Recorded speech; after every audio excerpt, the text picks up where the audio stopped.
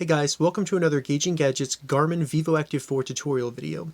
In this video, I'll be doing a quick overview of the system settings on the Garmin Vivoactive 4. So the system settings will include things such as changing the language, setting the time from military to standard, or even doing a factory reset of your Garmin Vivoactive 4. So I'll be going through the entire system settings and kind of going over what each menu item is so that you have a better understanding of how to use it. So the first thing we need to do to get into the system settings is simply hold down the bottom right button.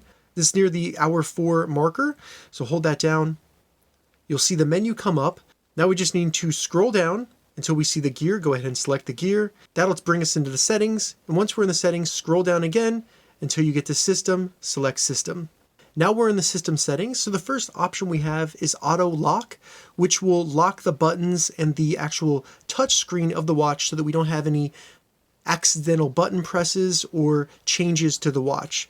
So if we just open that up, you can see that you can have it always auto lock, and that'll just stop it from hitting any of the buttons. And you can also have it automatically lock the watch and prevent any button presses during activities or not during activities. So this can be useful if you find that that happens a lot, or if you're doing an activity such as boxing or something like that where you will get a lot of button presses. I also recommend that for swimming, because if you're in the water, that could definitely trigger the touch screen a lot. So you just select one of those and it'll turn it on. I'm going to select off because I don't need that right now. The next option we have in the system settings is language. And this is where you can select the language that the watch will display.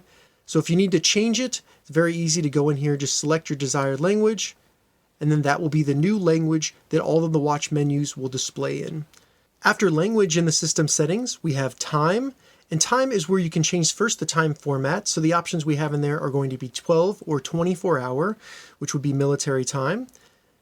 And then we also have time source. So this is what sets the time on the Vivoactive 4. If we select into that, you can either do automatic, and that'll use the connection with your phone to determine what time it is. And then you have manual, where it'll take you back to the time menu, and then you can scroll down, you'll see a new option, which is time, where we can select and configure our time manually. After time in the system settings, we have date, and this is where we can configure the date and also change the format. So if we select date, we can select the current year, month, and day. And time format will allow us to change it from day, month, or month, day. So depending on your region, you can select the format that you prefer. All right, going back to the system settings, the next option we have is backlight, and this can be important if you're noticing a lot of battery usage from your watch and you want to get a little bit more time out of your battery. So first we have mode, and this will actually turn off the backlight altogether. I don't recommend doing that because at night you will not be able to see the watch face. The next option we have is brightness, and I currently have it at 100% just so you can better see the watch face during this tutorial, but you can select either the up button or the down button to lower it. I find that around 20% is the best for me. I can see it during the day, at night, everything like that, and I get good battery life. I'm going to put it back up to 100% though.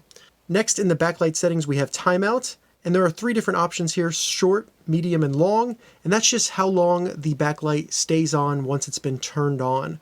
I find short or medium works best for battery life, so I recommend those. After a timeout, we have gestures, and this is where the backlight will actually automatically turn on if you turn the watch face towards you to see it. So they have 2 options in here. First, when gestures will turn on. You can have it always on, only during activities, or you can turn it off.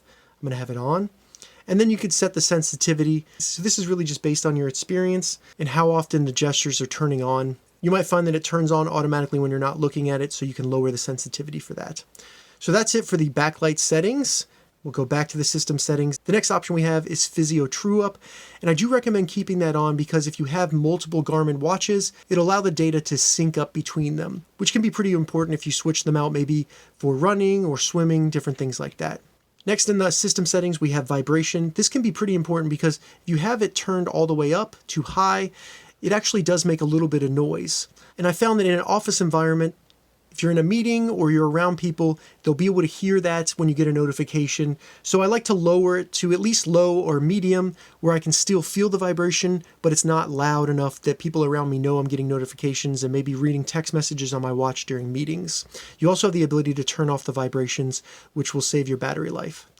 Going back to the system settings, we have Do Not Disturb, and this is where you can turn on or off Do Not Disturb, and all that will do is stop notifications from vibrating the watch and showing up on the watch. So this is important if you're in a meeting or maybe while you're sleeping, and as you can see, you can have it turn on or off during sleep times that you set in the Garmin Connect app on your phone. And I do have a tutorial covering how to set those times, so check the description because I'll have a link to that down there.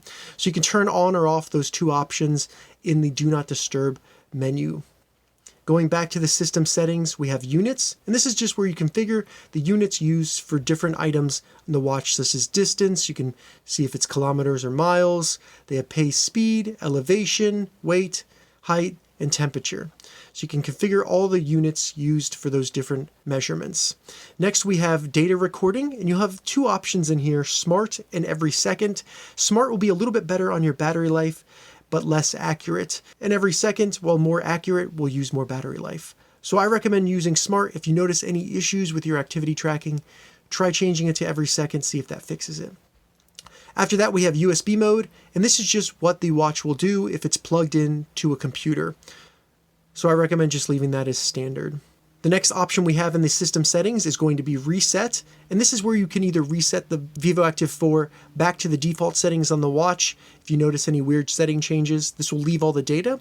But if you want to do a full factory reset of the Vivoactive 4, all you need to do is select delete data and reset settings, and then it will reset it completely, and you'll have to go through the setup process again. Next, in the system settings, we have software update, and this will check for a software update, and it'll go ahead and install it if there's one available.